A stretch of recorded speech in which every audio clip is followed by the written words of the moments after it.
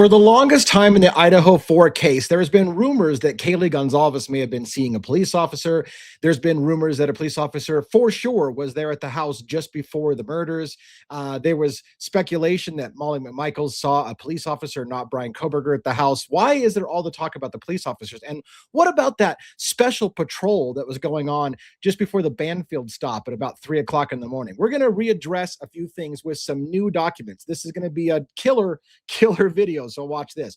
We're going to start out with some recently released documents, recently discovered, not released, recently discovered documents by Lana at Truth and Transparency, but I'm going to get into the meat of it. We're going to readdress at some point in this video the Banfield stop video and show to you how it layers out a narrative that maybe there was a special emphasis patrol in the area that night, and how does that relate to all the allegations that there's police involvement with the Idaho 4 murders. The devil's in the details. Let's get into it. Let's go.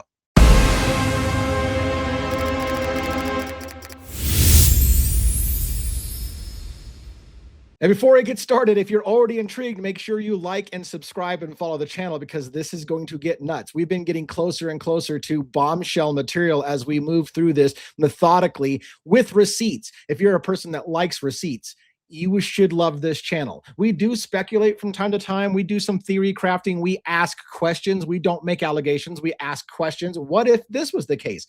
Again, keep in mind, if it's Bryan Kohberger, it's perfectly fine to say, well, if the guy was out driving at 2 or 3 in the morning, that must mean he's the killer. We don't even do that. We might ask a question. If he's out there, does that put him in the neighborhood? That's all we're doing here, is asking questions. And it's okay, apparently, for mainstream media to ask questions all day long and imply guilt. But we're not even implying guilt. We're just asking questions. Did I make that clear?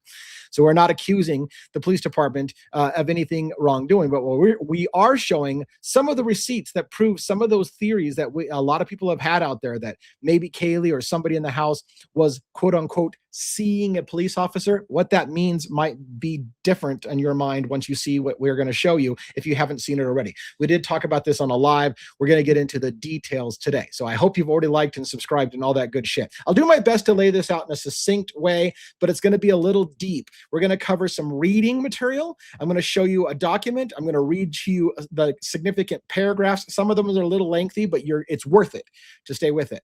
After we read these documents and kind of show you what's going on there, I'm going to then take us back to the Banfield stop. I'm going to show you a couple of news articles about the Banfield stop and some videos of the Banfield stop.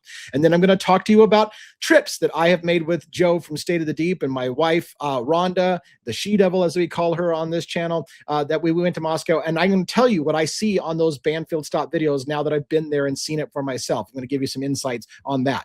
And then we're going to end with a new public records request letter that I have made asking about the special emphasis patrols that I think may have been involved with that Banfield stop and how it could relate to the murders. A lot in this document, so let's get right into it. All right, first thing I'm going to do is I'm going to show on screen where this came from. This is from the Idaho State Board of Education website. You can see it's boardofed.idaho.gov up there in the subject bar up there. This is their website. They have links to board meetings, of which, if you drill into the right place, you will find this document. This is a December 17th, 2020 document. That's the gist of this. Now, I've made it into, or I've downloaded it as a PDF so I can highlight it better. So this is the same document that I'm going to jump to right. I would like to show you so that you can see quickly. It's the same exact document. It's just in PDF format, so I can highlight it a little better. So we're going to go through the highlights. What this is a document that shows there was a contractual agreement between the University of Idaho and Moscow Police Department and the city of Idaho and the state of Idaho to provide policing services on and off campus at the University of Idaho. In particular, in 3 special emphasis patrols. These are special emphasis patrols dedicated to policing of on and off campus activity that is a contractual agreement. So the University of Idaho has contracted to pay for special patrols and special officers with special duties related to Greek life and on-campus, off-campus situations. That's the kicker to this whole thing. Literally, all those rumors that, hey, was Kaylee seeing in any way, shape, or form, or was anybody seeing in any way, shape, or form police officers? Now we have the document that shows police officers were for the lack of a better word, embedded with Greek life. They had representatives in each of the sororities and fraternities, and they had people that they would keep in touch with to keep track of things like drug trafficking in the sororities and fraternities, in sexual trafficking in in those sororities and fraternities. So they were police working with sorority fraternity members. Now all of a sudden the plot sickens, does it not? Let's get into the document here. You'll see that on this particular meeting that they're going to talk about several items, one of which is item number 3, University of Idaho, City of Moscow services contract. That's what's coming up for discussion in this board meeting that we're going to get to. And we're going to just highlight some important things that establishes the contractual agreements between the University of Idaho and Moscow Police Department. This may shed light on the special patrol happening at 1122 King Road residence that night at the time that we hear. Many of us think we hear the murders happening between 2:30 in the morning and 3 in the morning. And we're going to cover that as well. I'm going to show you a little clip of some of those sounds, those screams in relation to the Banfield stop. A lot's going on in this video. It's going to take us a while to get through it. All right. So let's get down to the pertinent page that we want to start with.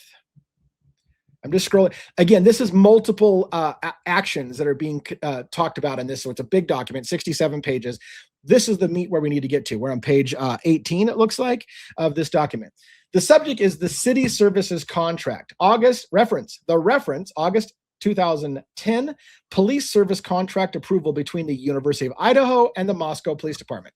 So here we're going to see, and it's not necessarily, this is nothing nefarious. I'm sure lots of police departments have contractual agreements with the university to provide some kind of policing and security on campus in addition to campus security. So I wouldn't say that nothing here is super mind-blowing, but it does shed light into how deeply embedded were the police officers potentially with undercover police officers or CIs, meaning confidential informants, in the sororities and fraternities that other people didn't know were working with police. Could that be a motive for murder? If somebody found out, for example, that they were moving drugs in a fraternity or sorority, and one of those sorority members or fraternity members were working with the police secretly to help bust drugs and sex trafficking, do you not think that's a motive for murder? You're ratting to the police about our drug activities? Fuck you. You're dead and everyone in your fucking house is dead. Everybody in your family is dead. That's the kind of thing that might happen if you were secretly working with the police. This document showing that people in the sororities and fraternities were secretly working with police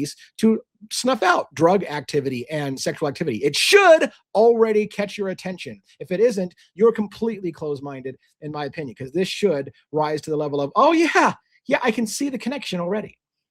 It was amended here as October of 2017 with the police fire EMS services contract approval between the University of Idaho and the City of Moscow. So they added some, in 2010, they had a contract. In 2017, they added police fire EMS services.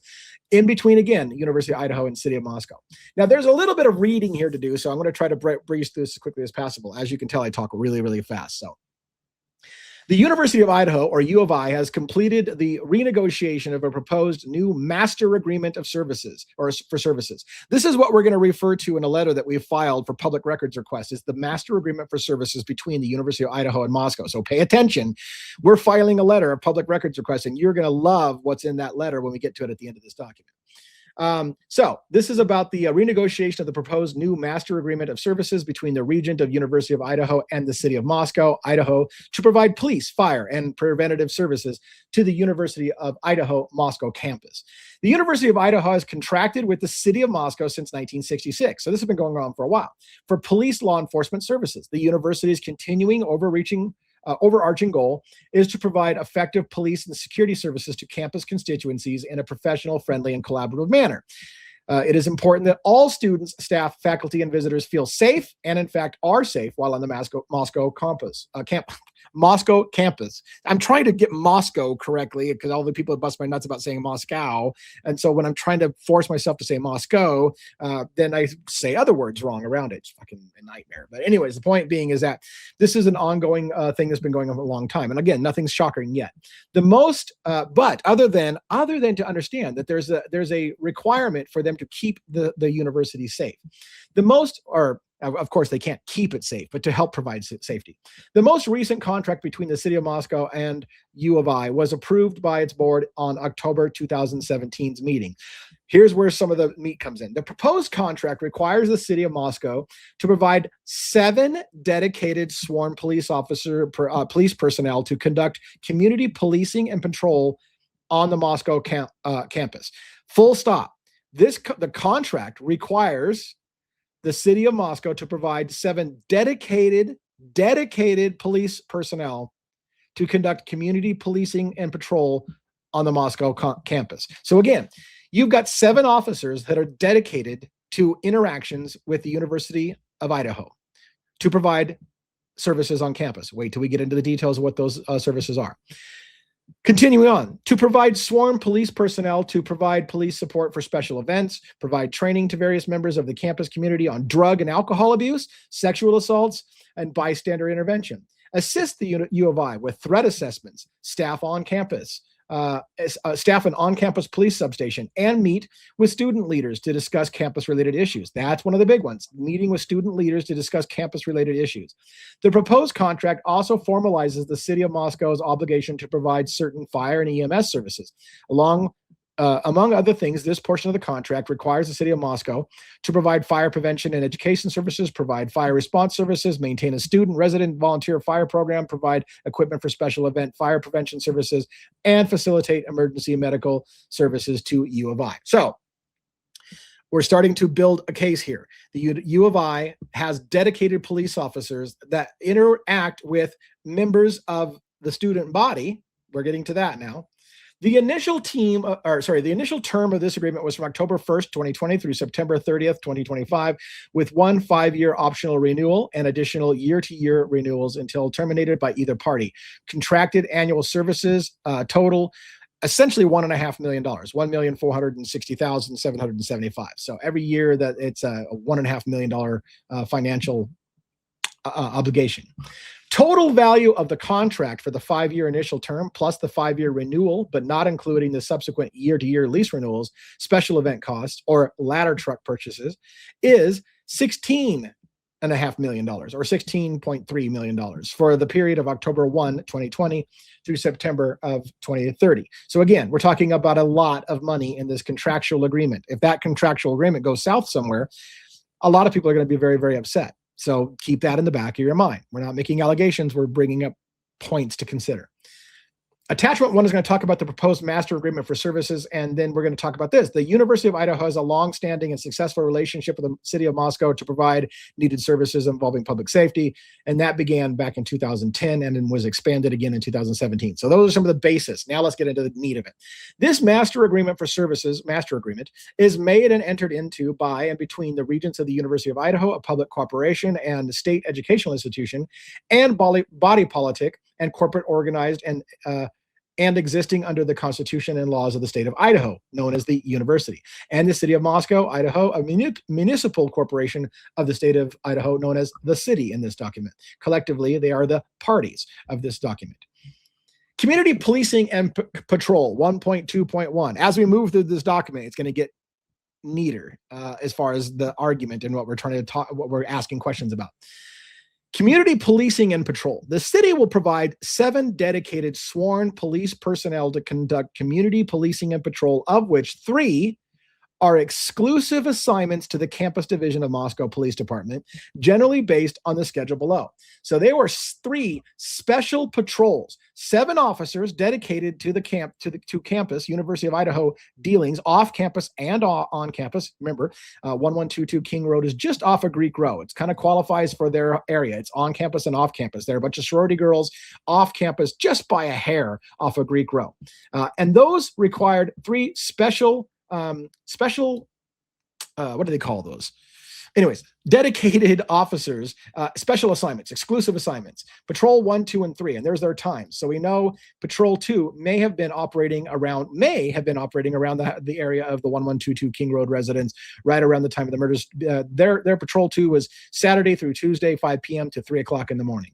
Okay, so Banfield stop happens 2:55, right before the shift ends of patrol number 2.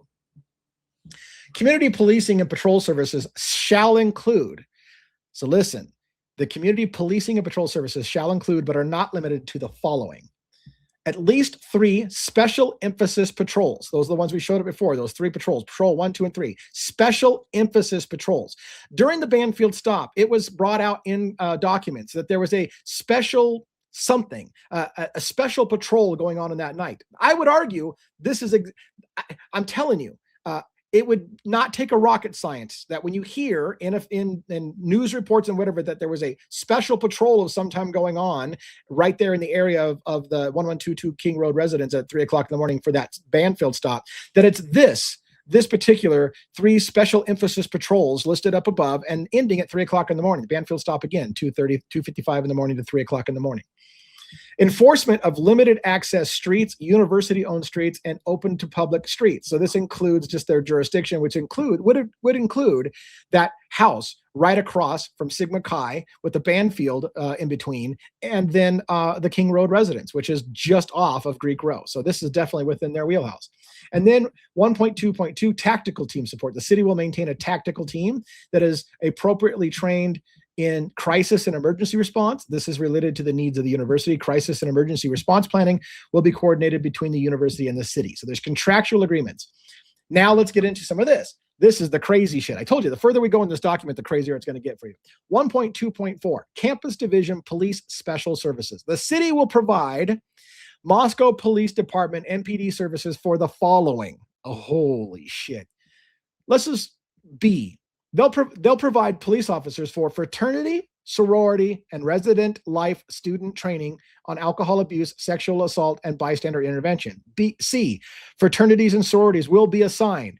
Fraternities and sororities will be assigned a specific Moscow Police Department representative to assist with issues during the academic year. Yes, police officers were assigned to each fraternity and sorority. So when those rumors come out that was there an officer involved with one of the girls in the house, is it outside the realm of possibility that a special emphasis patrol was in the neighborhood that night and that officers have a contractual agreement? One officer is fraternities and sororities will be assigned a specific Moscow Police Department representative to assist with their issues during the academic year. Moscow Police Department will attend meetings and chapter Greek advisors to mediate problems. So they meet with Greek life representatives. Moscow Police Department will attend and will provide information to the Dean of Students.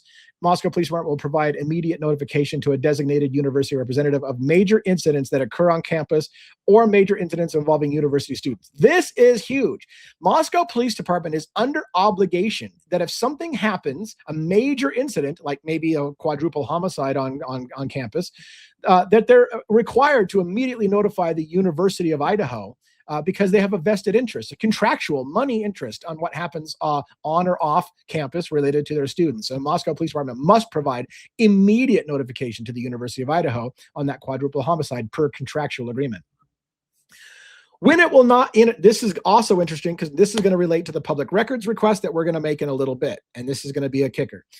So when it will not interfere with its law enforcement and criminal investigator duties or the prosecution of cases, Moscow Police Department will assist with the university with Title IX investigations, providing the university with access to investigatory reports, audio video recordings of interviews, allowing university staff to observe interviews conducted by Moscow Police Department, and coordinating investigations with the university investigators. Okay, so this is getting a little ahead of myself when I started to say what I said, but listen to this. Literally, the Moscow Police Department was required to notify the University of Idaho immediately about those 1122 King Road residents and allow the university to come in and sit in on and watch audio video recordings, interviews that are conducted by Moscow Police Department. If it was involving students, the University of Idaho is right up Moscow Police Department's ass and gets to be there watching every part of that investigation by contractual agreement. So the University of Idaho cannot be separated from Moscow Police Department's investigation because they are under contractual agreement to allow the University of Idaho to be in on all interviews with the students, everything related to those student murders. They are under contractual obligation to allow the university to be right up their ass the entire time on it. Moscow Police Department will perform threat assessments on subjects attending the university as requested in accordance with law. So Moscow Police Department is supposed to be looking for threats and helping eliminate threats. They're under contractual obligations to do that as well. Moscow Police Department will provide information on off-campus criminal conduct involving university students for university disciplinary purposes. So if Moscow Police Department, for example, is investigating drug trafficking or sex trafficking among students, it is their required contractual agreement to make sure that they let the university know that they're investigating drug trafficking or sexual assaults or anything like that that's going on, sex trafficking, sexual assaults. Anything that's going on that's of criminal behavior on campus or off campus, Moscow Police Department is required to notify the university that they're investigating those things. So what does that mean? That means it puts you in the purview of having public records that can say, hey, look, you've got a contractual agreement to tell them about everything. Did you provide information? And now, what did you provide to them? Can we take a look at that? That's where it's going to be fun. MPD will participate in presentations and sponsored by the Counseling and Testing Centers on Alcohol and Drug Use, including programs such as House Party or similar programs. So, and then MPD will meet with student leaders to discuss campus-related issues, including drug use and sexual assault. So again, the officers are involved in the students' lives. They're embedded with the sororities and the fraternities, and they're asking about drug use, sexual assault, those kind of things. That is the main history that you need to get in. Let's get a few more parts of this document, and then we'll skip to the Banfield stuff. We'll talk about the timing of the screams that happened that night in relation to the Banfield, and then we'll exit with the public records request and hope that you're excited as I am about where that could lead. And again, we're just asking questions. These are not allegations. These are, the public would like to know, was there any officer involvement that night? Confidentiality of information. Now, here's where the public records thing comes in. I got ahead of myself because I thought I was there, but I wasn't there yet. This is where it comes into what they're allowed to hide from you, what they're contractually required to hide from the public versus what they can't hide from the public. This is important if you're the public and you want answers. Confidentiality of information, section 5.0, now subsection 5.1, and some others. City and university. So the city and the university, now the city represents also Moscow Police Department. The city and the university agree to keep confidential and to not disclose to third parties any information provided by the other party pursuant to or learned by other parties during the course of this master agreement, unless the party has received prior written consent of the party to make such disclosure. What does that mean? When the media comes sniffing around about the 1122 King Road residents and Moscow Police Department and University of Idaho are in bed with each other, sharing information, having University of Idaho people in on the interviews, they don't have to tell the public anything about what either side knows about this investigation unless the other party says it's okay. So if Moscow says it's okay, university, for you to talk about it, or if the university says it's okay, Moscow Police Department, for you to talk about it, they're under contractual agreement to keep everything a secret unless the other side allows them to talk about it. This obligation of confidentiality does not extend to any information that, and here's the kicker, 5.1.2, is or shall become, through no fault of either party, available to the general public. That's one of them. So what they're saying is, look, you can't talk to the public about shit. However, if through no fault of your own, information comes out about the murders or the case or whatever you're investigating that was brought to the public's light with no fault of your own, then you haven't breached our contract. You're supposed to keep all of our secrets, but if it's not your fault that it got leaked, then you're not held reliable. And section 4.1.4. If it's required to be disclosed pursuant to the Idaho Public Records Law or lawfully issued subpoena or court order. So there's where the public records come in. They're like, look, you're under contractual agreement, Moscow and University of Idaho, to hide everything that you know about these cases and keep it confidential unless somebody files a public records request, and they're required by law, by Idaho state law, to cough up public records. So there's where our in is, right? They will keep everything, in my opinion, hush hush between the university and Moscow, and say, look, it's none of your fucking business. What happened that night is none of your business. What we've talked about, what the university and Moscow police talked about is none of your business, except if you file a public records request and say, hey, we happen to know about the master service agreement between Moscow Police Department and Idaho. Did you guys have any communications per that service agreement? Oh, you did? Can we take a look at that? That becomes maybe something that gets shook out, and they can't avoid because it's legally required or allowed for the public to ask for that information. So I'm going to share with you that letter. All right. We're going to go to a press release with a few details, and then we're going to get into the Banfield stop videos, and then we're going to time that with some video footage of the screams that night, and then we're going to end with my letter. So we should be out of here in under an hour, okay?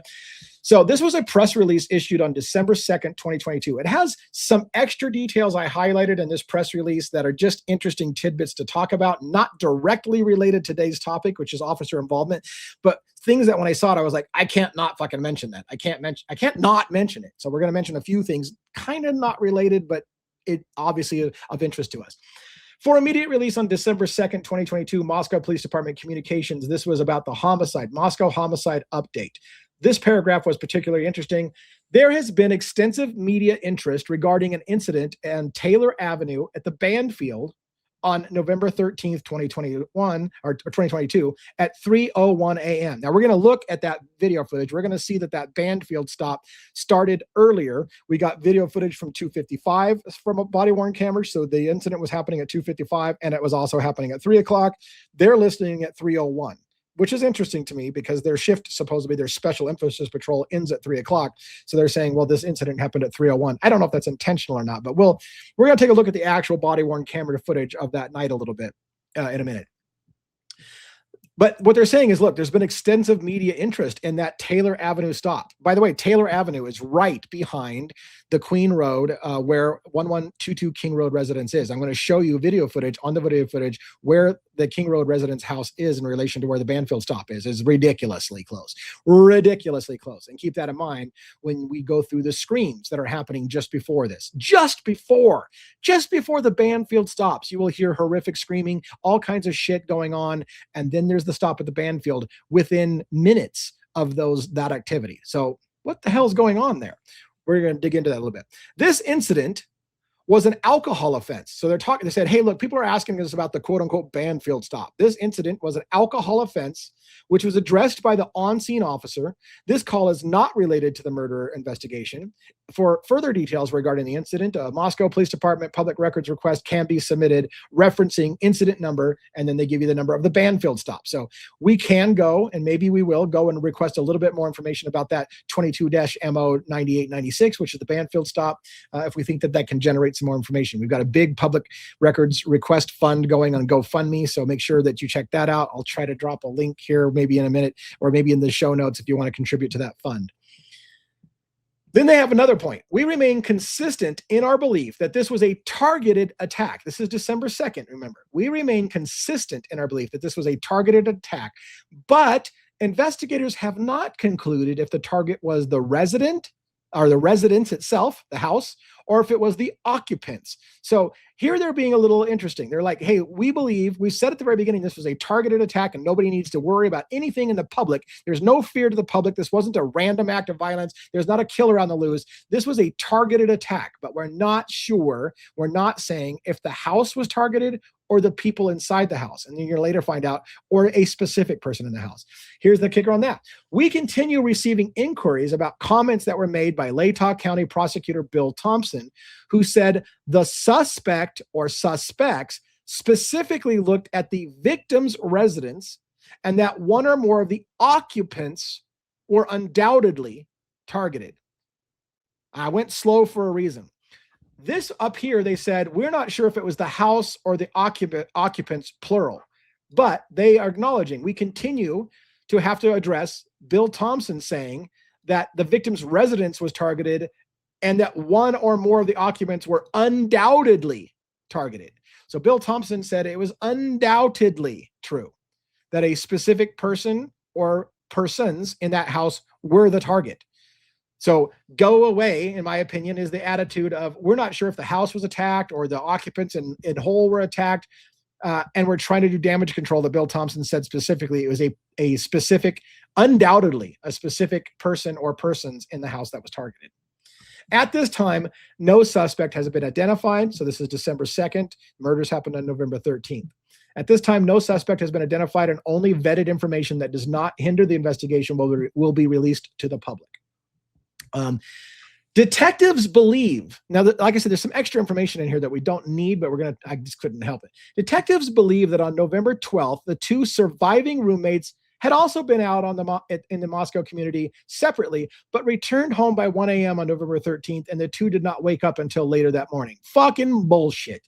We know that's bullshit, but they maintained that for the longest time until documents proved and were forced into the public eye. Not until they were forced by the public eye to show that the girls were on their phones and awake and texting and all kinds of activity was happening. They were going to go with the narrative, hey, Dylan and Bethany got back to the house and they were asleep until later that next morning.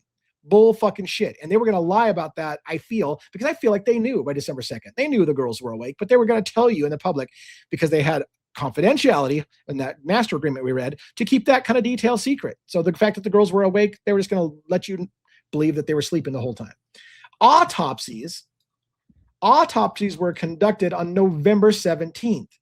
Days, right? The murders happened on the 13th. Autopsies weren't conducted until the 17th. The Latah County coroner, confirmed the identity of the 4 murdered individuals and their cause and manner of death as homicide by stabbing. So for those out there recently are saying this recent letter that came out and Harsh Reality shared it, and I'm not busting Harsh Reality's nuts. All Harsh Reality did to say, hey, look, I got this email. I'm going to read it to you. You tell me what you think. In that email, someone said the victims were chopped up with axes and maybe Kaylee's heart was chopped out of her chest. Well, I said at the time, didn't they officially say it was stab wounds, not axe wounds? There's a big fucking difference. Could the coroner have gotten axe chopping different than stabbing?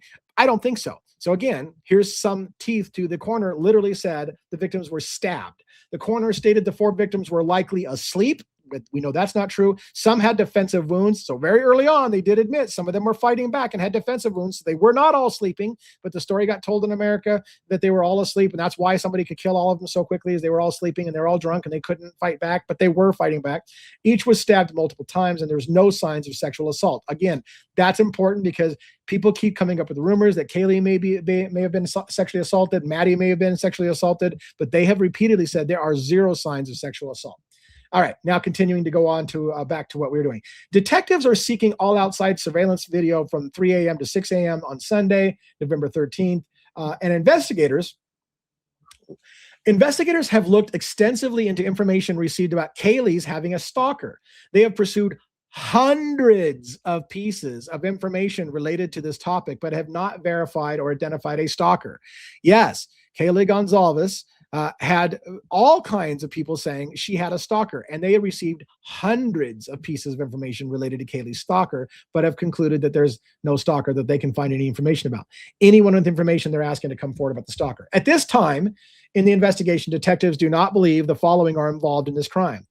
They don't believe the 2 roommates were involved. They don't believe the male at the grub truck surveillance video is involved. They don't believe that the driver who took the girls, Kaylee and Maddie, home that night are involved with the crime. They don't believe that the male that Kaylee and Madison called numerous times, which was Jack DeCour. We know that now from all kinds of shit that's come out, official documents as well.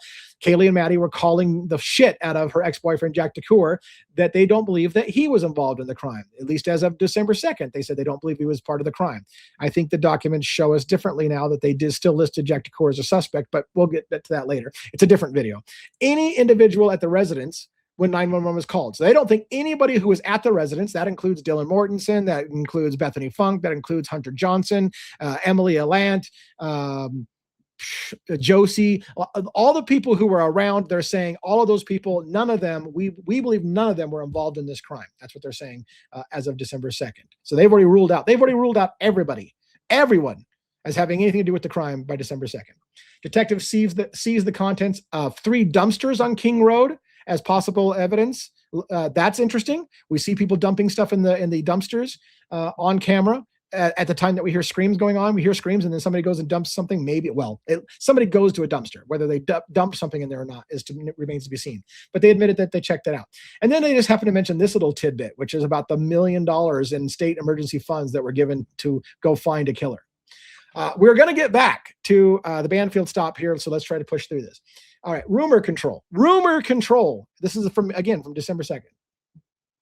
There have been numerous media inquiries about a 1999 double stabbing in Pullman, Washington, and a 2021 double stabbing with one death in Salem, Oregon.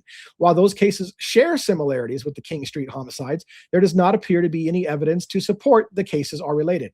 I didn't even remember these stabbings in those incidents, so I need to probably look into that. You guys may know about it. If you do, let me know in the comments. Maybe provide me a link so I can save some time on finding them. That would be fantastic.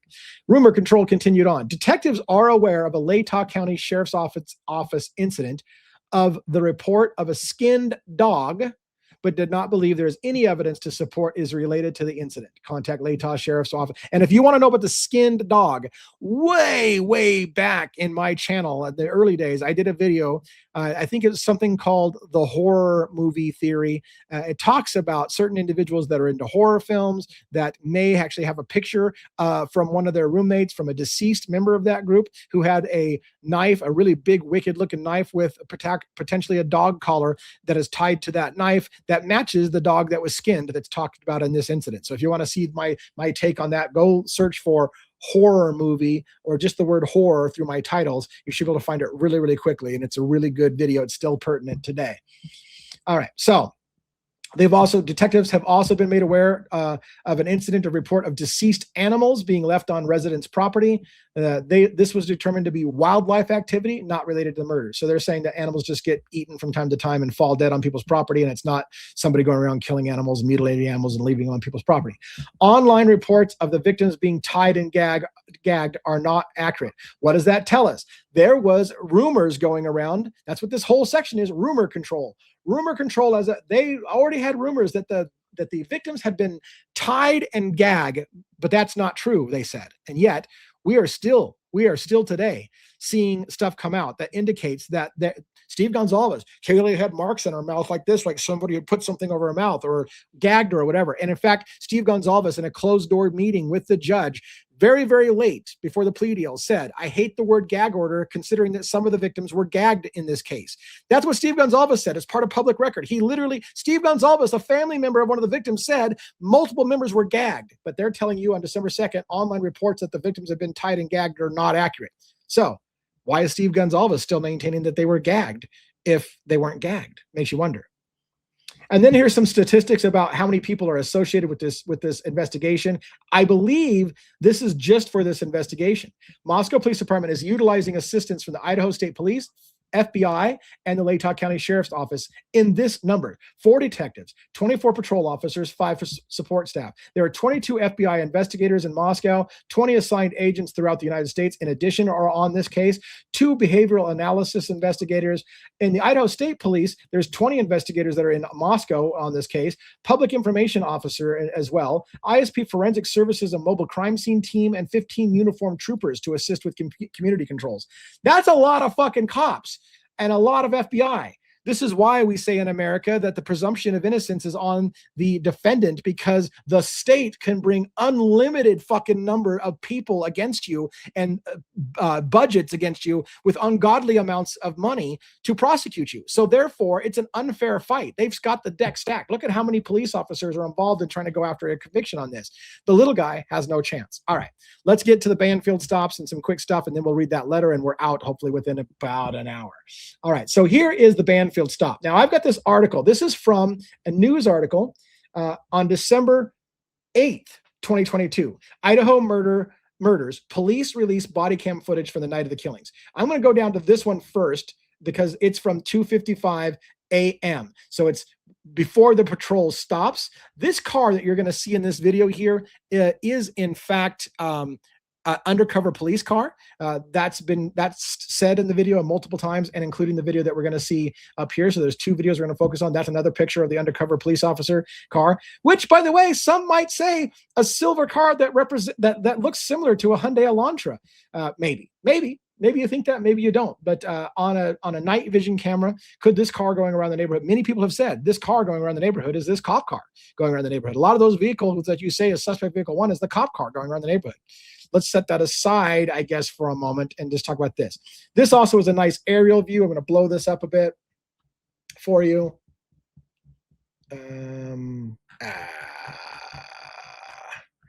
Right here. Let's go. I'm trying to get a good aerial view. So on the screen, if you can see my mouse, that is Taylor Avenue, and you see that right by that unrelated police stop. Right there with that red circle is where the boys are stopped.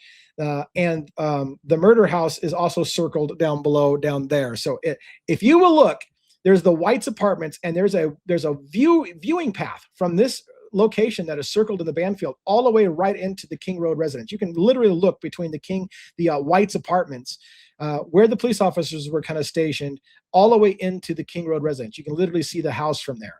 This is all super, super close, super tight. It may be deceptive on here. This is really, really close stuff. So let's take a look at the Banfield stop, and let me make sure that I have audio. I don't think I did that, so I need to go put that back on screen here in a second. Hey, is that beer? What's up? All right, so God, I can't pause it for you.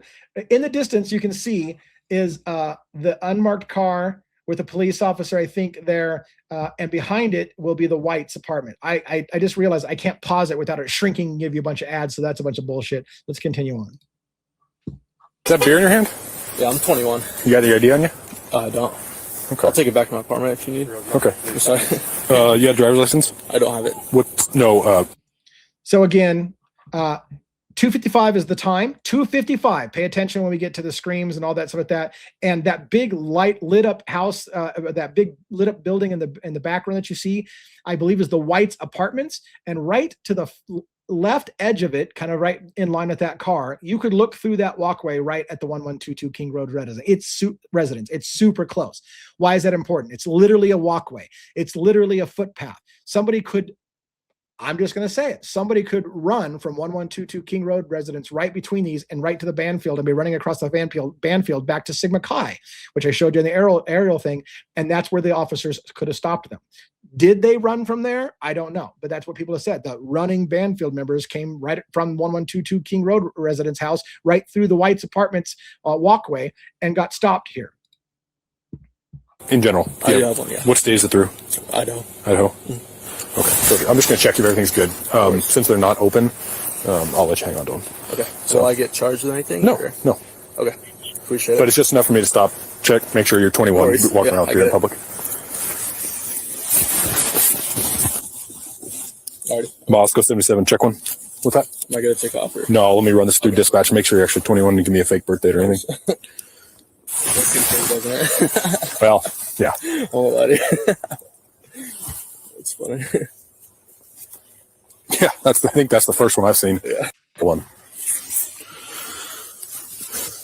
So if that comes back good, yeah, you're free to go. Are these your boys? No, I don't know them. Okay. Yeah. You guys taking off on me? I didn't hear you. So I'm sorry we thought about you were that. talking. You all three turned around and I pointed my flashlight. You said, "Hey, come here." You guys all turned around and walked away. I thought it was just like a fake person. Yeah, like How many fake people are out here that you've experienced? How's your night going? Pretty good. That's good. Just trying to stay warm. Is that y'all's car right there? Gas. They downgraded us from patrol cars. Gotcha. They gave us hybrids to save on fuel. All right, so stop there for a second. As I stated before, the contractual agreement on the master agreement requires 3 special emphasis patrols. They're in an unmarked car. Is the unmarked car just because, as this officer says, well, they've downgraded us from patrol cars to hybrids, unmarked hybrids? Or were these officers on the special emphasis patrol? I would argue probably the latter, but we'll continue on. Here we go. Maybe. There you go. Smart move. Touch lets me know that actually exists. I'll catch you this. All right. No worries. Sigma Chi is right behind these guys. What you guys all have to drink tonight? Couple beers. Beers? Yeah. Hard liquor or anything like that? No. Come on, guys. Now, I want you to focus. The reason why I'm focusing so much on the males that seem to be maybe a little intoxicated and underage, they're saying they're 19 and all these things like that. The reason I'm bringing it up is because there's a part of the video that we've seen from 1122 King Road residents where you hear what sounds like a bunch of males hooping and hollering, trying to make noise. And it sounds to me, in my personal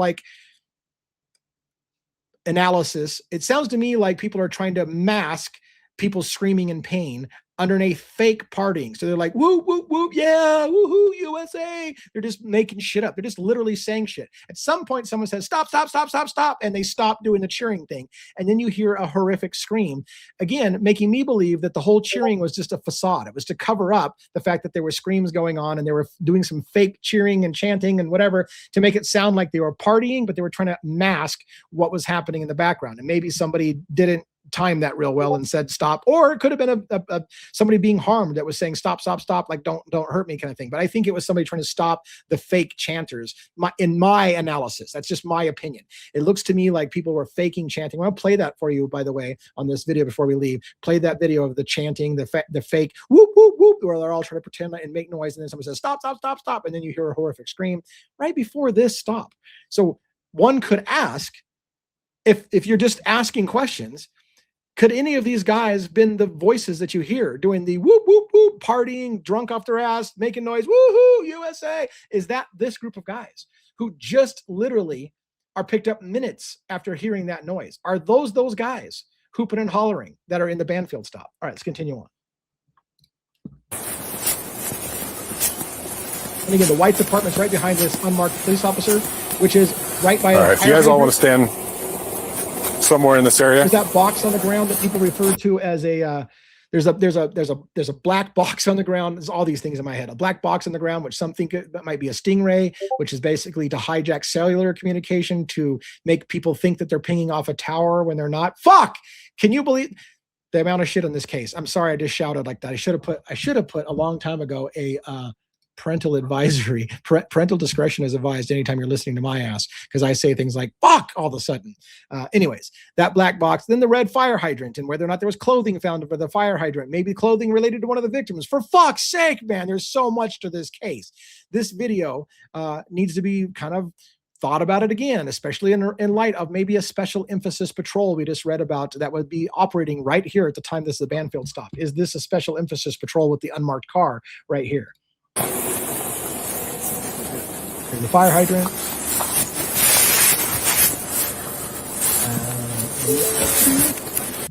Yeah, we're ending the video there. All right.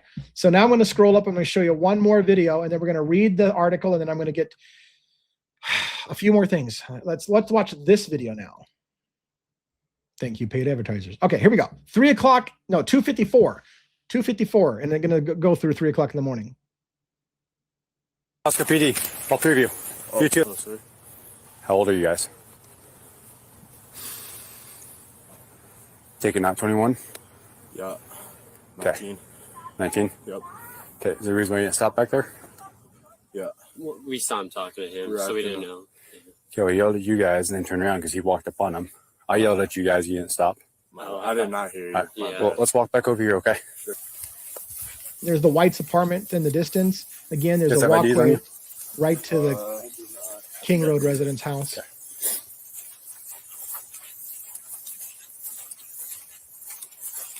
This is not a big field. It seems like it's deceptively long walk. It's not. It's not a big. Where you guys live at? Okay.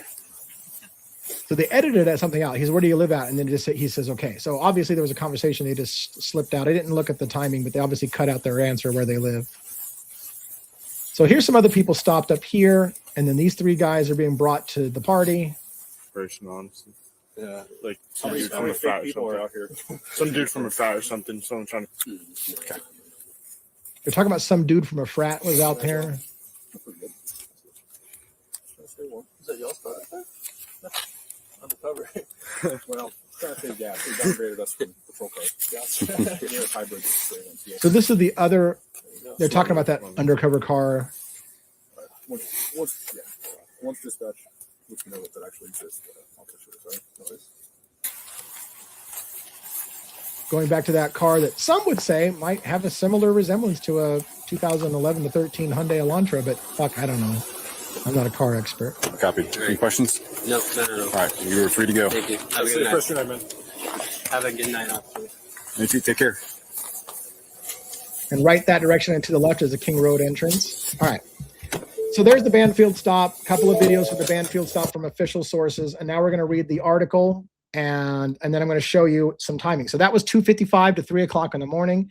that stop. Idaho Murder Police releases body cam footage from the night of the killings. This was released on December 8th, 2022, this article. Police working a plainclothes alcohol enforcement patrol, an enforcement patrol, was it a special emphasis patrol assigned to the university, stopped 3 University of Idaho students for suspected underage drinking at about 2:50 in the morning on November 13th as students were walking in a field between West Taylor Avenue and Sigma Chi fraternity.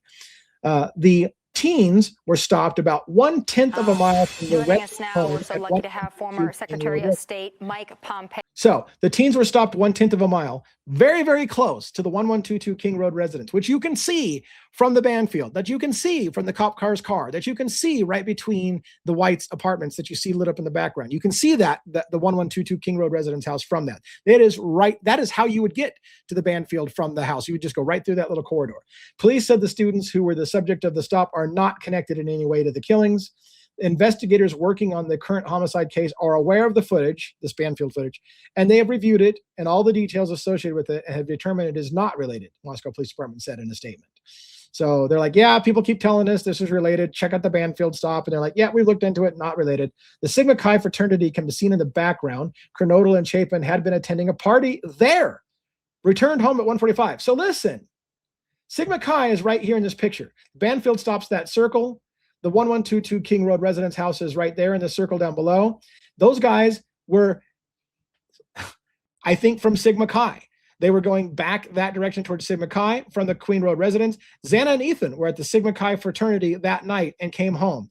Did some fucking spillover from Sigma Chi follow Xana and Ethan back to the house? That's the million-dollar question. Did that turn into some kind of altercation, a fight, maybe that got out of hand, maybe Ethan got stabbed, maybe Xana screams at 2:45 in the morning, when she sees that fucking Ethan got stabbed right in front of her outside of 1122 King Road residence. That's questions people have. And then I would have, what about those 2 officers that are parked right at the White's apartments, right where they would have heard that were supposed to be stationed right there with the corridor leading right into 1122 King Road residence. And did anybody run out of that event after something happened and maybe somebody got stabbed, maybe a fight related to the Sigma Chi, and we're running back to Sigma Chi after all the chanting and hooping and hollering to cover the sounds of somebody being stabbed, tortured, whatever the imagination, their questions, is the hooping and hollering disguising a fight that got out of control and somebody got killed? And did these kids run back to the Sigma Chi fraternity? Did the cops stop them on their way back and say, look, nothing to do with 1122 King Road residence house? And if so, then you have to ask the question, why? Why did they so quickly rule that out? Why, if we hear screams that sound like people being hurt or in extreme duress at a time that they say the killings didn't happen, what were they? Have they explained it to us? No, they haven't explained it to us. Are they going to explain it to us? Probably not. The Sigma Chi fraternity can be seen in the background. We covered that. And that's the important part of that. I don't think we have anything more that we have to do on that one. So this is going to be a video that I did. And it's from, well, I don't have the date there. Let's see, is the date there? Premiered on December 6th. So a video that I did on December 6th. New audio, the Idaho 4 murders have been released, and it virtually proves Bryan Kohberger wasn't there because, again, you'll hear a bunch of screams that sound like people being hurt, potentially stabbed or screaming in pain at 2-something in the morning, not 4 in the morning. In fact, if you compare the time of this same audio here, during the time they said the murders happened, it's virtually silent other than a dog barking at 4:17 after the murders already would have been done. And we know that the people were fighting back. So how come we don't hear screams at 4:07 to 4:17 when the murders supposedly had? There's no screaming whatsoever, but there's lots of screaming here, such as this one right here.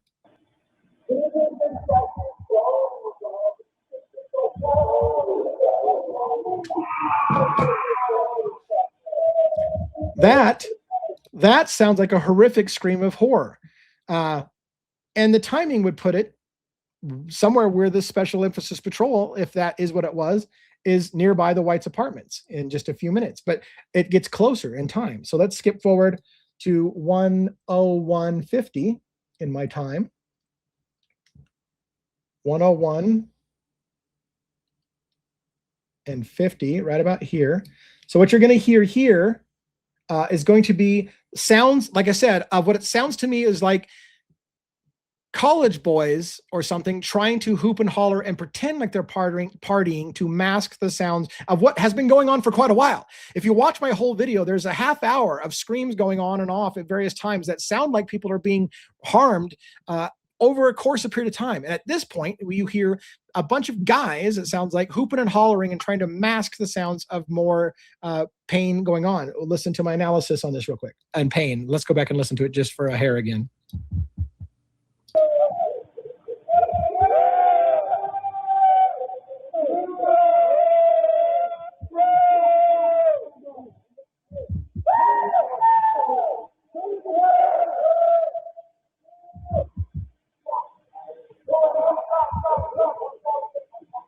So there was the fake stuff, if I'm right.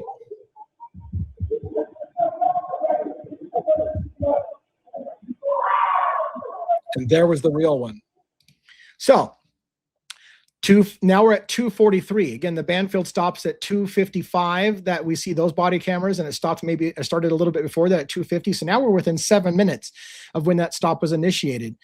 So you're in 7 minutes, and then you hear what sounds like another horrific scream. You hear chanting of boys. You hear somebody say, "Stop, stop, stop, stop," after they've been chanting for a while, and then a horrific scream. What the fuck is going on at 2:43? If the officers on a special emphasis patrol, if that's what they were in that unmarked car, right at the White's apartment, right through an alleyway, they can literally see the house 1122 King Road residence. Did they not hear that? Did the officers not be sitting? Did the officers have their windows rolled up and music going so they couldn't hear? Or did maybe they have their windows down? If they had it down, how did they fucking not hear that? That's one of the questions you have to be. How close were the officers to that scene? People keep asking the question, what the fuck with the officers? They were right there in the neighborhood when this happened. So what the hell's going on? So were they sitting right there? Did these guys get cleared properly? Let's go to look at a couple more timestamps real quick, and then we'll finish out with my big letter for the public records request on that special emphasis report. So we're going to go to 1:14 and 30, right about here.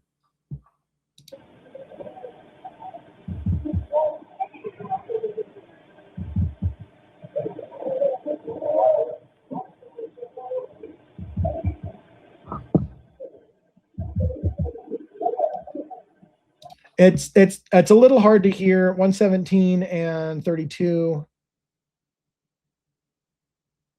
I'll explain it in a second here. So right around here, two individuals are going to the back. Now, I wish I would have pointed this out for you, but two individuals are going to go back, one dressed in white and one like in darker clothes, and they go to the back of the house and they disappear into the darkness.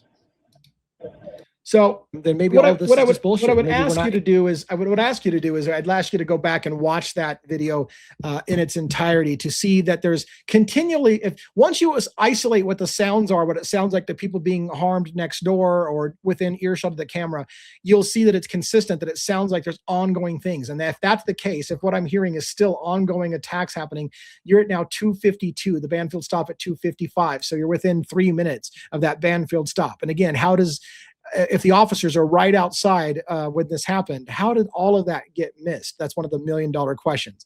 So before we wrap up, what I want to do is I want to put on screen one last thing for you, which is the public records request asking for details about that master agreement between the University of Idaho and Moscow Police Department. I want them to explain where was the special emphasis patrol that night at the time of the murders, or that night of, I should say, November 13th, 2022? Where was your special emphasis patrol? Was it patrolling Taylor Avenue?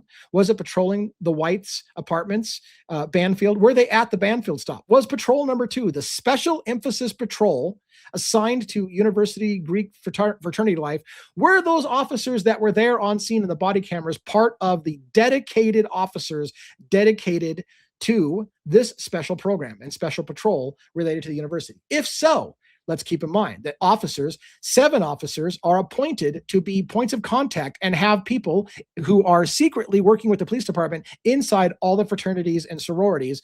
And so do the officers know the girls or any of the girls or even Ethan in the house? Have they been working? Did any of these special officers, the 7 officers assigned, appointed to Greek life, sorority houses, fraternities, did any of those officers know the victims in the house? Did that explain anything? Does it explain, again, the logic that maybe Kaylee was seeing an officer, was Rosie seeing Kaylee, was Tisdale seeing Kaylee? As one person pointed out, for example, and we're going to get to the letter as we close here at 1 hour and 15 minutes. It'll take us about that long to finish the letter, last 10 minutes or so. What if, for example, an officer had multiple contacts in that house? What if Dylan was a contact? What if Bethany was a contact? What if Kaylee was a contact? Well, here's the thing. Dylan, Maddie, and Bethany were all in the same sorority. So that would be, you'd only need one contact for that. But Kaylee was in a different one. Kaylee was an Alpha Phi. So she was in a different sorority. She could have been the contact for Alpha Phi. As well, Ethan was part of Sigma Chi, I think, or at least he was a fraternity, so not one of the sororities. So he could have been another Greek. So one-stop shopping, a cop could have been, for example, who was appointed, had 3 different contacts within Greek life by having an off-campus house that had multiple members of different sororities and fraternities in the same house. So it's just things that make you go, And so in the effort of public records requests, we need to find out exactly, well, we don't need to, but we want to find out as a public, what kind of officer involvement was there with the house? Did the officers know anybody at the house? Were they related to anybody in the house? Did they have a relationship with anybody in the house? And so we're going to show you the records request, and then we're going to end today for the food for thought. Please make sure you let me know what you think of today's breakdown, or whether it was too long-winded to get to the point and all that good stuff like that, or whether you found it interesting. Now I'm going to remove this, and I'm going to add to screen. Oops, I'm going to remove that. Remove that. We're going to screen share, and we're going to do this, which is the letter. And we're going to put that on here. So this is a copy of the letter that I'm sending to the University of Idaho. We don't want the Idaho one. We want the Moscow Police Department one. All right, here we go. This is the Moscow Police Department record. It's basically, I sent a copy of this letter to 2 different places. One to Moscow, asking about the details of their special master service agreement with Idaho, and also one to Idaho asking for details about their special service master agreement with Moscow Police Department. So both of them got kind of a version of this, slightly different. The one we're going to read today is the Moscow Police Department one. To the Moscow Police Department Public Records Custodian, pursuant to Idaho Public Records Act, Section 74 through 101, I hereby request access to and copies of public records in possession, custody, or control of the Moscow Police Department as follows.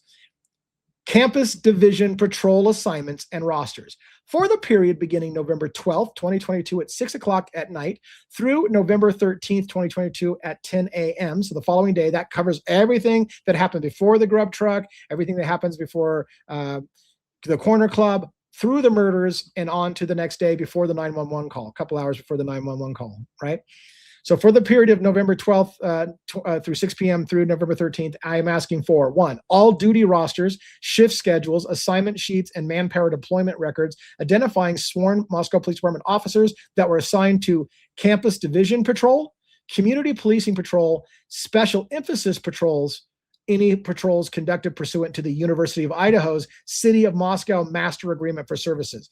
There's the big kicker. We're asking, tell me what officers were under a special emphasis patrol related to the University of Idaho's contractual agreement from your master services or agreement for services.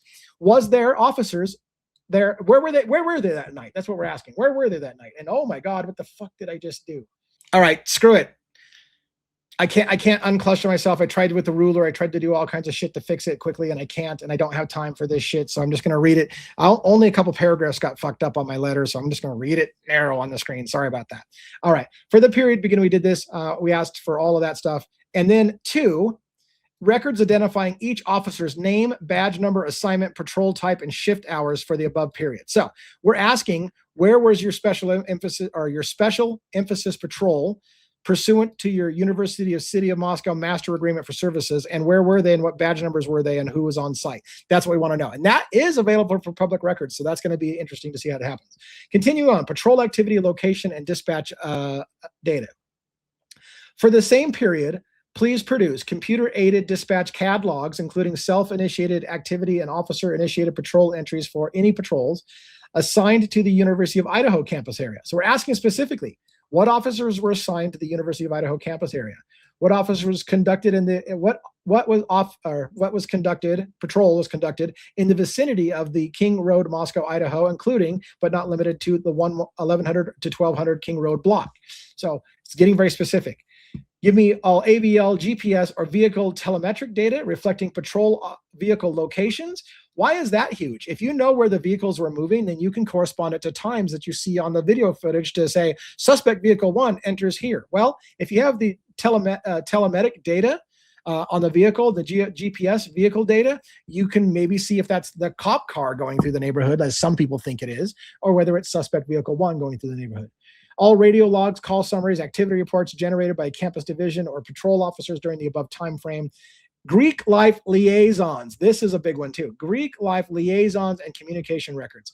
Give me all records identifying MPD officers assigned as fraternity and sorority representatives or liaisons pursuant to the MPD's contractual obligations within the University of Idaho during the fall of 2020 semester, including assignments, memos, or internal designations. That is huge. Show me the money. Show me your Moscow Police Department officers' interaction with Greek life per your contract. I want to know the names of the people who are involved in that, and that's going to be enormous in my gut. My gut tells me that's going to be enormous. All non-investigating communications, emails, texts, messages, reports, or summaries between Moscow police personnel and University of Idaho Greek life administrators, sorority or fraternity chapter representatives occurring between August 21st through November. This is huge.